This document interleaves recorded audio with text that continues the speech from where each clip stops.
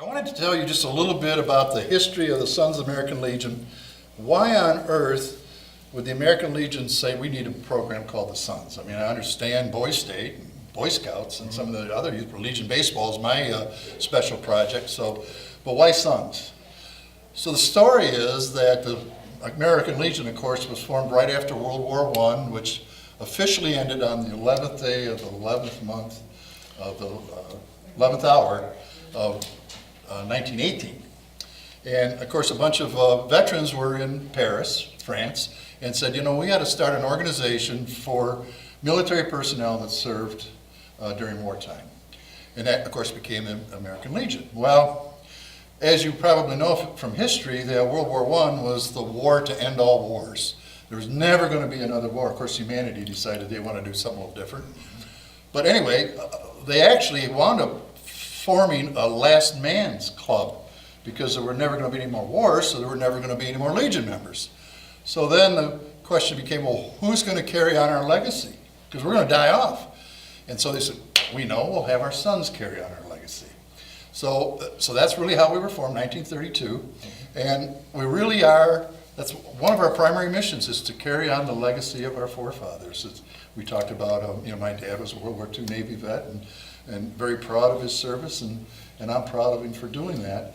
My dad's been gone almost 20 years now, and I still feel like I have the opportunity to respect him and honor him for what he does. Mm-hmm. You know, my legacy was from my grandfather in World War II.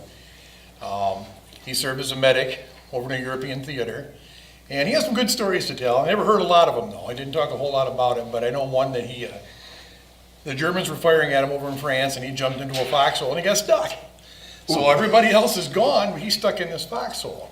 Well, luckily, some farmers from the nearby area came over and they rescued my grandfather. So I've always had that story to tell over the years. He became good friends with his friend's family. But he was my legacy. He is why I got started. And then, of course, over time, my uncle became detachment commander. My father did. I did. I have a rich legacy of service, to the American Legion and to the Sons. Like I say, how we got started, why we got started.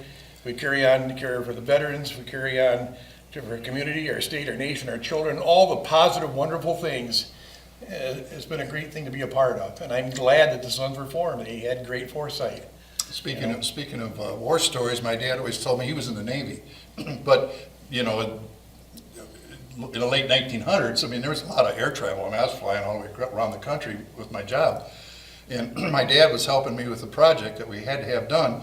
And so I needed to fly him down to Florida. He said, Gary, I'm not flying ever again. He says, I flew twice and got shot at both times. So he absolutely refused to get into an airplane. So those are the kind of things that I still kind of feel closer to my dad because of this. And I still, to be honest with you, after 20 years, I'm thinking, geez, I want to go play golf. I wonder if Pop wants to go.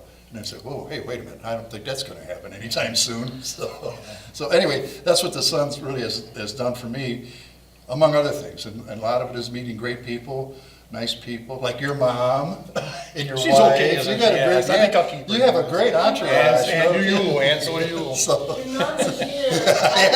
yeah, mom's in the audience there, so I had to mention her. She's a lovely person. So thanks for joining us. I hope you got something good out of the history of the Sons of the American Legion, and I hope it motivates you to want to join us. In fact, you can remember when we were at the National Convention, and we had a resolution. They were talking about trying to expand or actually reduce the qualifications to become a son. Yep. And the reaction that received was... Right, there was a reason why the Sons were formed, and you had to have a particular legacy of following in the footsteps or being a descendant of a veteran. And I kind of want to loosen up those requirements, but they overwhelmingly turned that down at this point. But it was brought up, and I'm glad we... Yeah, it really got shot down. It did. They said, we are Sons of the American Legion, and we want to be sons of legionnaires. Exactly. And so that's now you can be a grandson, great-grandson. Stepson? Yeah, there can be your mom, stepmom, whatever, but we are Sons of the American Legion, and very proud of it, and glad to have the opportunity hope you have the opportunity to join us. If you are a son, come see some of these videos and get an idea of what we're all about, and you're going to get more involved. I'll tell you, I'll just give you a real quick statistic. You know, your comprehensive reports that you send in, your consolidated reports, this year only 28% of the squadrons in the United States turned in their consolidated report. And that's how they establish what the value is of the goods and services and monies that the sons have donated to veterans. With 28% reporting, they can document $56 million that the sons gave to the veterans and veteran American Legion programs. So we're proud of what we do, and we're going to keep on until the good Lord says you're not keeping on anymore. Absolutely, Commander. Thanks for joining me. It's been fun. Thank you, sir.